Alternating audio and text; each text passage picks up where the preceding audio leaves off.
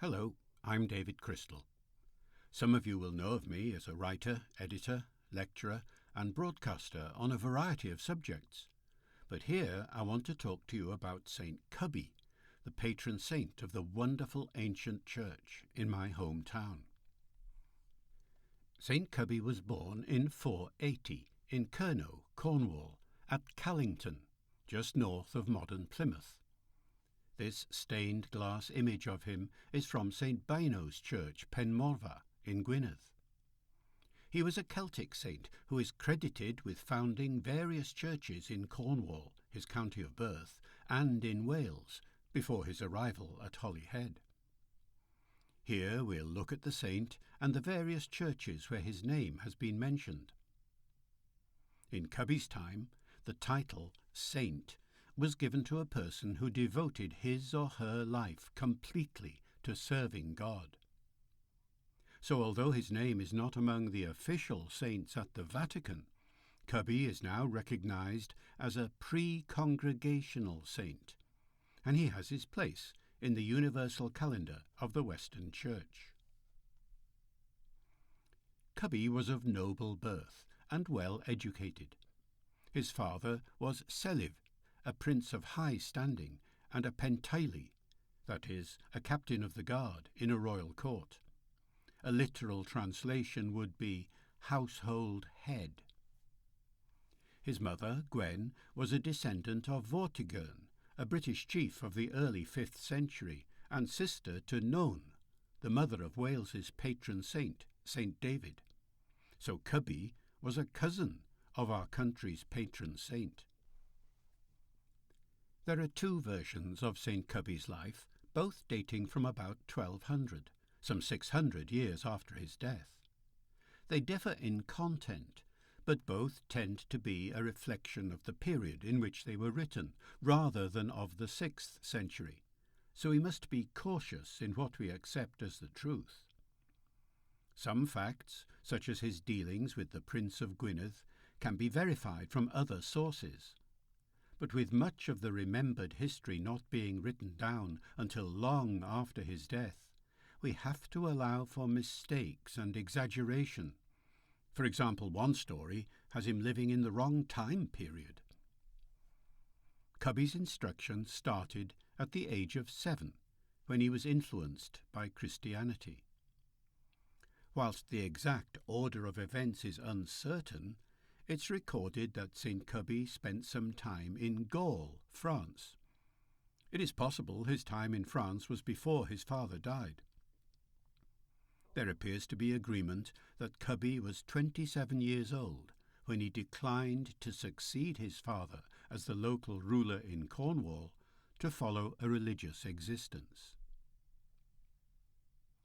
Having declined the succession to his father, St. Cybi spent some time in Cornwall before moving to South Wales.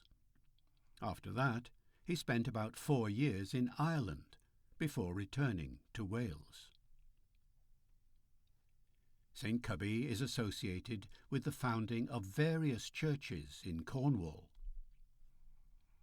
At Tregony, about 8 miles east of Truro, there is a church of St. Cybi in the parish of St. Cybi the Abbot. Tregony is situated about 15 miles inland on the River Fal, and used to be an important commercial port, but the river has now silted up. The present church is Grade 1 listed. A short distance from the church, on the other side of the road, is St. Cybi's Holy Well, which is Grade 2 listed. It has been suggested Cybi lived in a cell next to the well. In Dulu, near Lou, there is another Grade 1 listed church dedicated to St. Cybi, set within an ancient circular llan. Once again there is a holy well. This one is about 350 metres from the church. There's also a suggestion of his having a church at Landulph, near modern-day Plymouth, but on the opposite bank of the River Tamar. This is another church which stands on a Celtic llan. The present church of St. Leonard and St. Dilp is said to be dedicated to St. Dillich, who was possibly one of 24 missionary saint children of Brychan, a 5th century king of Brycheiniog, that is, Breconshire. The present church, rebuilt in the 15th century, is another Grade 1 listed building. At Kenwyn, a suburb of Truro, the present church is dedicated to St. Keen, but it is thought the church was originally founded by St. Cybi, and it's likely the church is, in fact, the mother church of Truro. In Truro Cathedral, the choir stall has, amongst others, a statue of St. Cybi. He is also recorded as founding a church at Cubert on the north coast of Cornwall, near Newquay.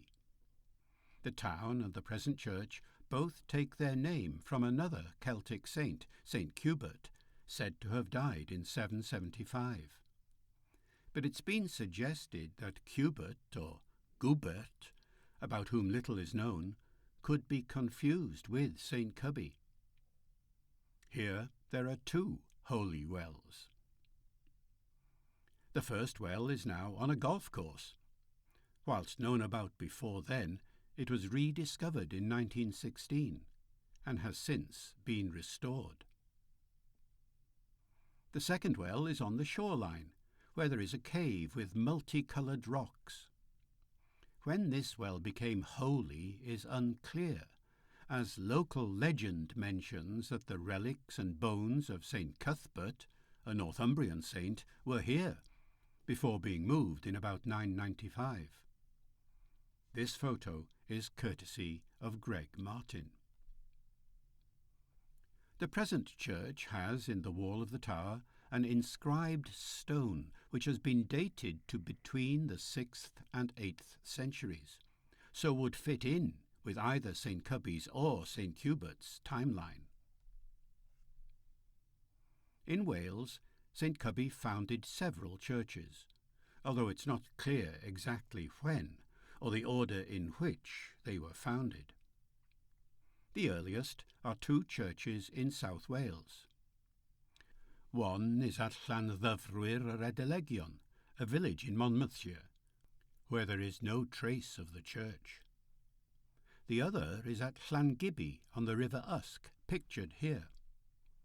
It is said that the local lord, King Ethelic, tried to evict St. Cybi and his followers, but on his way to do so his horse died and the king and his household were struck blind. Upon the king prostrating himself and giving his body and soul to God and St. Cybi, the saint restored his sight and the life of his horse. In return, the king gave Cybi the 2 churches I've mentioned. St. Cybi's Church Usk is Grade 2 listed and has some fine wall paintings which have recently been restored. Once again, there's a nearby holy well. This well and the village pub, the White Hart Inn, are thought to be referred to in T.S. Eliot's poem Usk. St. Cybi then moved to Ireland, spending about 3 days at Munyu with his cousin St. David on the way. He was in Ireland for approximately 4 years. Nearly all of his time in Ireland was spent on the Aran Islands, where St. Enda, who Cybi knew from his time in France, had set up a religious community. Enda divided the island into 2 parts. Half the island was for his monastery of Killarney, and the western half for the use of such of his disciples as chose to erect permanent religious houses. Later, he divided the island into 8 parts, in each of which he built a place of refuge. Each community had its own church and its village of stone cells, or clachans. It's possible this later arrangement was in place during Cybi's time on the island. With Cybi were St. Cungar and St. Maelog. Cungar had lost his teeth, and a milking cow was kept to provide him with food. Maelog had already upset one of the Irish monks, Cruir Fintan, by digging too close to his cell. And then this monk became furious when the cow ate his vegetables. A row broke out, and Cybi and his followers decided to leave the island. They moved to Meath, but Fintan followed and continued to harass them. After 2 or 3 attempts to settle in the area, they returned to Wales. On his return from Ireland, St Cybi founded various churches in mid and north Wales. Apart from Holyhead, the most well-known is at Llangybbi near Pwllheli on the Llŷn Peninsula, where there is still a church dedicated to him. There is also a nearby holy well. Another story about St Cybi is said to relate to his time at Pwllheli. It is the first reference to him having contact with Prince Maelwyn Gwynedd. Maelgwyn was out hunting with his Molossus dog. The dog pursued a goat which ran to Cybi. The prince demanded the goat be released, but Cybi refused and got the prince to agree to let him have the land covered by the goat while pursued by the dog. The prince agreed. Cybi released the goat, which then sped round the headland before safely returning to the saint.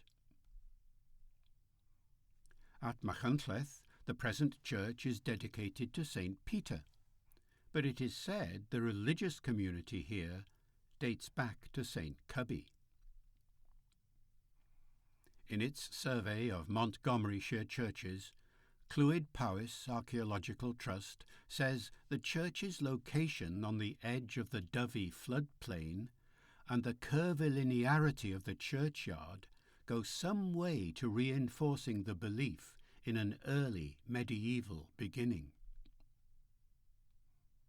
There is another St Cybi church at Llangybbi in Ceredigion, not far from Lampeter, which also has an associated holy well. There is a suggestion St Cybi founded this church while attending the synod at nearby Llandewi Brefi in 545. In Lampeter itself, the Orthodox Church, in what used to be Soar Welsh Independent Chapel, has a church dedicated to the 3 hierarchs and St Cybi. This church holds an annual Artoclesia, that is, a breaking of bread, for the feast of St Cybi every November. The people then make a pilgrimage to the nearby St Cybi's well, with an icon of St Cybi, which normally forms part of the church's iconostasis, or icon screen.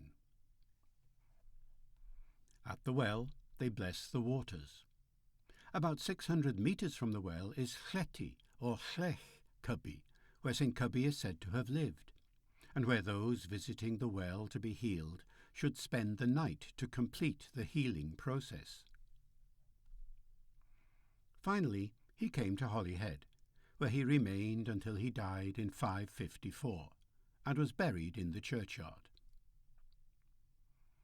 The Romans built a small fort here in the 4th century.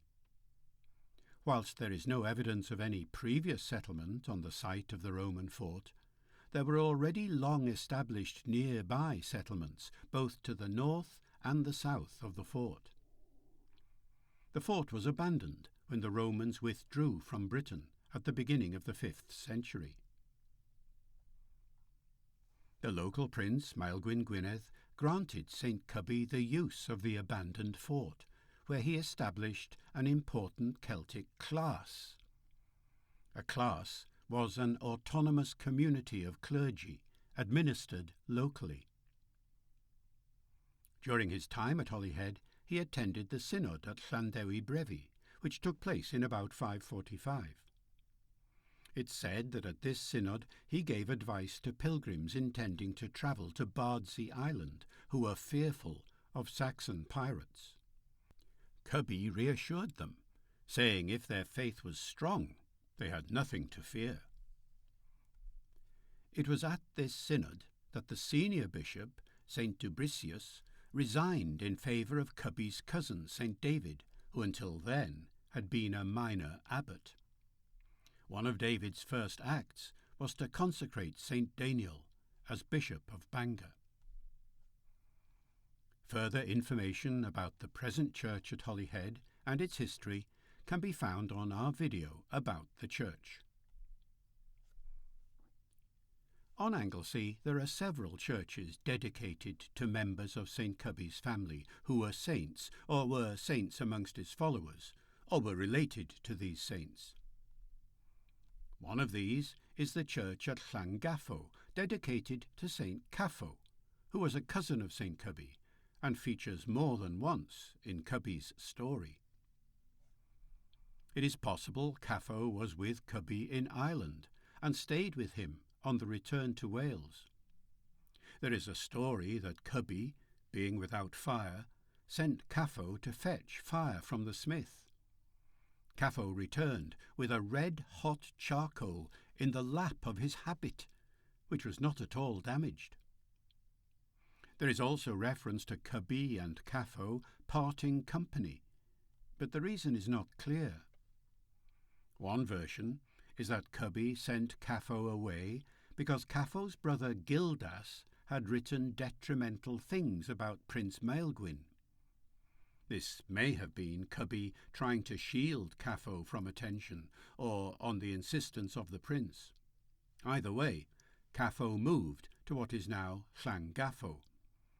But shepherds from Roswyr, that is modern Newborough, killed him, probably to please the prince. Because of this, the village was previously called Merthyr Caffo, the Welsh Merthyr translating as martyr. Amongst the other saints with churches on Anglesey are St. Cybi's disciples, Cybi and Pwylan, his uncle Cyngar and his cousins Maelog and Cwllog. There is also Sadwrn, a son of his grandmother's sister, and Edairn, who may have been a relation on his mother's side. Pwylan's children, Gwyngenau and Gwenfain, both had cells on Holy Island. There is still, within the ministry area, a church dedicated to St. Gwenfain, and nearby, a holy well. Perhaps the best-known story about St. Cybi doesn't involve any of these, but his friend St. Cyriel, who had his own class community at Penmon on the other side of Anglesey. It is said they would regularly meet in the middle of the island at the wells of Clorach near Llanachamedd to talk and pray. Cybi's morning journey eastwards and afternoon return journey westwards kept his face to the sun, giving him a tan. Cyriel was in the shade with his journeys the other way, so remained pale. Because of this, they were known as Cyriel Wyn a Cybi Felyn, White Cyriel and Tawny Cybi. These mosaics by Gary Drossel are on the Celtic Gateway Bridge in Holyhead and give a modern representation of the story. The church has an icon depicting the saints meeting at Clorach. The icon was a gift from the Orthodox Church at Blaenau Festiniog. We've already seen, with a reference to the church at Lampeter, the veneration given to St. Cybi by the Orthodox Church. In his own time, St. Cybi was a well-known and well-travelled Celtic saint, whose views and opinions were listened to and respected. Several churches founded by him have continued into the present, with many of them now being not only places of prayer and reflection, but also of beauty and architectural importance. St. Cybi's spiritual presence remains with us, but the churches founded by St. Cybi himself also provide a sense of his physical presence, especially here in Holyhead, where, as we gather for prayer in St. Cybi's church, we walk the same ground he walked, and look upon the same walls that the holy saint looked upon each day as he prepared to pray. Let us end with the prayer above the churchyard gate. Sancte Cybi, ora pro nobis. Saint Cybi, pray for us.